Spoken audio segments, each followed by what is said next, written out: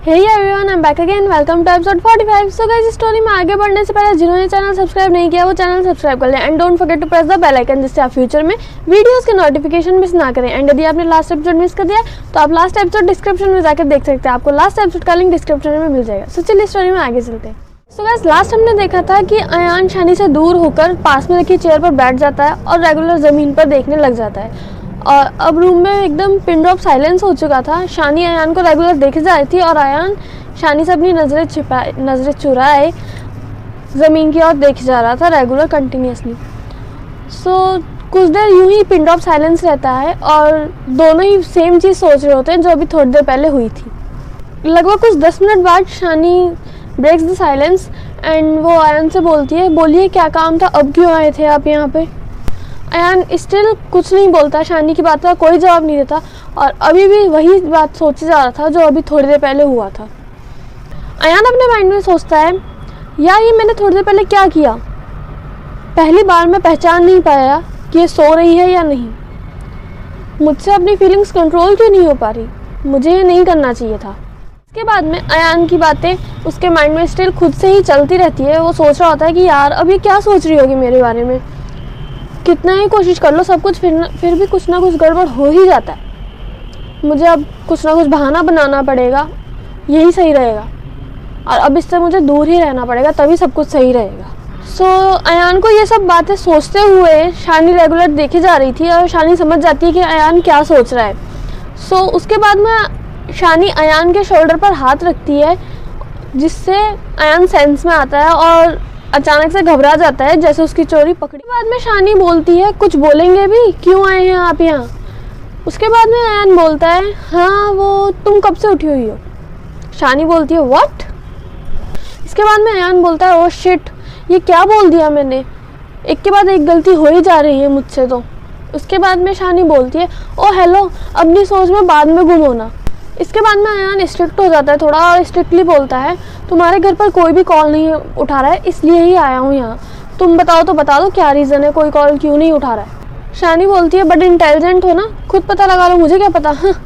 इसके बाद में अयान बोलता है, शानी लुक, मेरे पास में मजाक का बिल्कुल भी टाइम नहीं है, मुझे प्लीज़ साफ साफ क्लियरली बता दो ताकि मैं जल्दी से जल्दी यहाँ से जा सकूँ। मेरे पास में तुम्हारी फालतू बकवास के लिए टाइम नहीं है, ओके। खुद को स्ट्रॉन्ग करते हुए जानबूझकर शानी को हर्ट करने के लिए अयान ने ऐसा बिहेव किया और वो अपने इस प्लान में सक्सेसफुल हुआ भी। शानी को एक बार और हर्ट हुआ और उसकी आंखों में आंसू भी आ जाते हैं, पर वो एक भी आंसू बाहर नहीं आने देती है।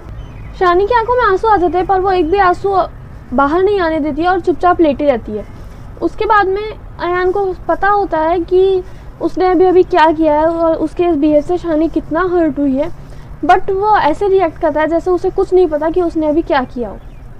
सो वो वापस से बोलता है कि अब बोलोगी भी या नहीं। इसके बाद में शानी बोलती है कि घर पर कोई नहीं है और यदि आपका यहाँ रहने से टाइम वेस्ट हो रहा है देन प्लीज़ लीव, मुझे किसी की ज़रूरत नहीं है, आप अपनी लाइफ में जाओ, जस्ट गो, आराम से रहो। शानी अयान से इससे ज़्यादा कुछ भी नहीं बोल पाई और वो दूसरी साइड मुंह करके लेट जाती है, टर्न कर जाती है और उसके आँख में से एक आंसू भी निकल आता है और वो चुपचाप लेटी रहती है। इसके बाद में अयान समझ जाता है कि उसने एक बार फिर से शानी को बहुत ज़्यादा हर्ट कर दिया है, वो भी जानबूझकर, और वो भी बिना कुछ बोले वहाँ से चले जाते हैं। अयान की भी आंखों में आंसू आ जाते हैं, सो वो डोर के पास में जाता है, वहाँ खड़े खड़े अपने आंसू साफ करता है और एक बार पीछे मुड़कर शानी को देखता है जो कि अभी भी दूसरी तरफ टर्न करके लेटी हुई थी और साइलेंटली रोई जा रही थी। इसके बाद में अयान अपने मन में बोलता है, सॉरी जान, बट तुम्हारे लिए ये ज़रूरी है। और इसके बाद अयान वहाँ से बाहर चले जाता है। बाहर जाकर टिया को बताता है कि शानी के घर पर कोई भी नहीं है और इस वजह से किसी ने भी कॉल नहीं उठाया और शानी के घर वालों का या किसी का भी कोई भी पर्सनल नंबर अयान के पास भी नहीं है। सो शानी के पास में किसी न किसी को रुकना पड़ेगा। अदर साइड रोहित और सिया अभी भी चुप खड़े थे और कुछ 2 मिनट तक सिया वहीं खड़ी रहती है और सिया जैसे ही वहाँ से जाने लगती है रोहित सिया का हाथ पकड़कर उसको रोक लेता है और बोलता है, आई एम सॉरी, मुझे तुम पर अपना गुस्सा नहीं निकालना चाहिए था। इसके बाद में सिया अपने फेस पर एक फेक स्माइल लाती है और रोहित की साइड टर्न करके बोलती है, इट्स ओके, कोई बात नहीं। इसके बाद में रोहित सिया को बोलता है कि प्लीज़ आगे से ये फेक स्माइल मत करना, मुझे तुम्हारी रियल स्माइल ही ज़्यादा अच्छी लगती है। इसके बाद में सिया बोलती है, ओके तो चलो लेट हो रहा है, अब मैं जाती हूँ, अब तुम भी जा सकते हो। रोहित बोलता है तुम्हें क्या पूछना था। सिया बोलती है नहीं कुछ नहीं, ऐसे ही फालतू की बात थी, यू नो मी ना, मिस बकबक आई एम। रोहित बोलता है हाँ आई नो, बट मुझे नहीं लगता तुम्हें कोई एवे ही कोई बात करनी थी, मुझे लगता है कोई सीरियस बात थी, सो प्लीज़ टेल। इसके बाद में सिया बोलती है कि नहीं एवे ही बात थी। रोहित बोलता है अच्छा, बट मुझे तो ऐसा नहीं लगता। इसके बाद में सिया बोलती है तुम्हें नहीं लगता तो इसमें मैं क्या करूँ। इसके आगे रोहित कुछ बोलता है, बट उससे पहले ही प्रिंस और टिया भी वहाँ पर पहुँच जाते हैं उन दोनों को ढूंढते हुए। और टिया बोलती है लो, और तुम दोनों फिर से शुरू हो गए, अब किस बात पर लड़ाई हुई तुम्हारी। सिया बोलती है कुछ नहीं, चलो घर चलते हैं, इस बंदर को यहीं अकेले रहने देते हैं। सिया ये सब अपनी सैडनेस को छुपाते हुए बोलती है। सो इसके जवाब में टिया बोलती है कि अभी कहाँ से, अभी तो मैं शानी से एक बार मिल कर के उसे सब कुछ क्लियर करूँगी, और शानी के साथ शायद यहाँ पर किसी को रुकना भी पड़े, तो चलो एक बार सब अंदर चलते हैं अभी तो।